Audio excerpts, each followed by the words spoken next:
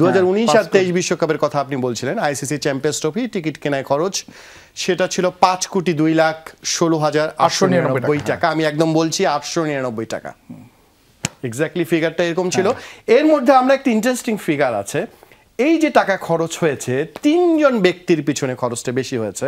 আমি যদি বলি, প্রথম যদি বিসিবি সভাপতি যিনি ছিলেন 12 বছর, নাজমুল হাসান পাপন, বিসিবি থেকে কত টাকা নিয়েছেন আপনার সময় পিলে চমকে যাওয়ার কথা আজকে এই হিসাবটা যদি দেখেন আপনি।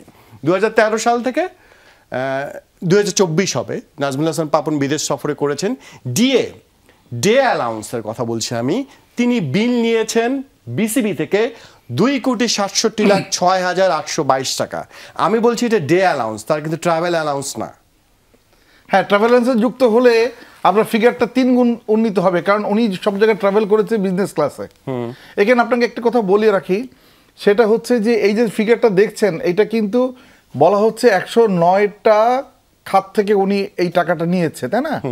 এর মধ্যে কিন্তু আইসিসির মিটিংয়ে গেছে, এসিসির মিটিংয়ে গেছেন। এই আইসিসি এসিসির মিটিংয়ের টাকাটা সাধারণত নেওয়ার কথা না।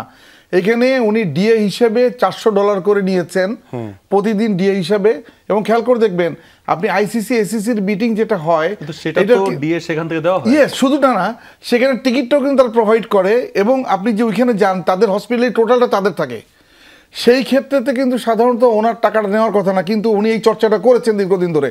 এবং এখানে আরেকটা কথা বলি, এমন আছে বার্মিংহামে আইসিসি সভা যেটা হয়েছে, সেই সভা ছিল, ইয়েস, সেই সভা ছিল 2 দিন, উনি 16 দিনের টাকা উত্তোলন করেছে, তাই না?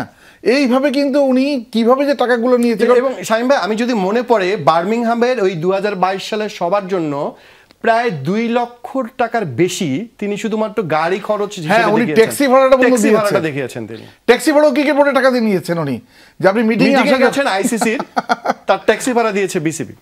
মাহফুজ, একটা বিষয় খুব স্পষ্ট, মানে আমরা যে মানুষটাকে নিয়ে কথা বলছি তার জন্য 2,67,06,822 টাকা কিন্তু কোনো ব্যাপার ছিল না। মানে তিনি বরঞ্চ এরকম প্রোফাইলে থাকলে তো আসলে এমন 2, 4, 5, 10 কোটি টাকা একটা জায়গায় ইনভেস্ট করে ফেলে মানুষ, মানে একটা নিজের বোর্ডের জন্য। আর সেখানে আপনি যেটা বলছেন যে আইসিসির যেখানে অ্যালাউন্স বরাদ্দ আছে, এসিসির অ্যালাউন্স বরাদ্দ আছে, সেখানে আমি আবার বোর্ড থেকে নিচ্ছি, তার মানে ক্রিকেট বোর্ডের জন্য আমি আসলে তাহলে কি দিয়ে গেলাম? আমরা তো সবসময় তার মুখ থেকে একটা কথাই শুনতাম যে মানে 900 কোটি টাকার যে ডিপোজিট তিনি আসলে সেই জায়গাটা করে দিয়ে গেছেন। তাহলে কি সেইটাকে সামনে রেখে পেছনের এই কাজগুলো আসলে তিনি নিয়ম মাফিক আসলে করে গেছেন? তারপরে আসলে উনি আসলে এই মুহূর্তে যেহেতু আমরা ধরে নিচ্ছি তিনি বাংলাদেশে নেই, এই সমালোচনা উত্তর কিন্তু তিনি দিতে পারবেন না।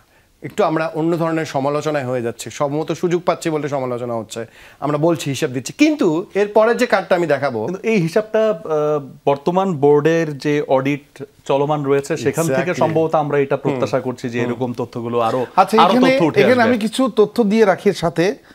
দেখেন, উনি 2019 সালে যুক্তরাজ্য সফরে যেখানে বিশ্বকাপ হলো, যুক্তরাজ্য সফরে, সেখানে উনি কিন্তু 4 বার টাকা উত্তোলন করেছেন, এবং ফিগারটা কত? 24,06,537 টাকা।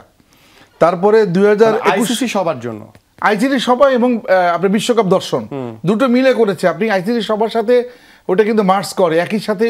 যখন আইসিসির কোনো সভা হয় তখন মেগা ইভেন্ট থাকে, কিন্তু আপনি দুটো মিলেই।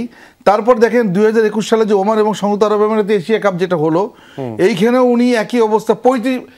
একটা বোর্ড প্রেসিডেন্ট 25 দিন অবস্থান করে। আপনি দেশের সকল কাজ ফেলে রেখে, বিসিবির সকল কাজ ফেলে রেখে, ওনার বাণিজ্যিক সব কাজ ফেলে রেখে 25 দিন অবস্থান করে। 2021 বিশ্বকাপের কথা বলছি। ইয়েস, আপনি চিন্তা করতে পারছেন। আমি একটু মাহফুজকে একটু সহজ করে বলি, ওমান বিশ্বকাপ যেটা হয়েছিল ওমান আর দুবাইতে 25 দিনের জন্য তিনি এই টাকা নিয়েছিলেন, মানে 25 দিনের জন্য ডে অ্যালাউন্স নিয়েছেন একজন। আনবিলিভেবল। আর একটা জিনিস, আমার একটা প্রশ্ন হচ্ছে যে মানে ওমান এবং দুবাইতে যেটা বিশ্বকাপ হয়েছে, বিশ্বকাপ চলাকালীন বোর্ড প্রেসিডেন্টের 25 দিনের ওখানে আসলে কাজটা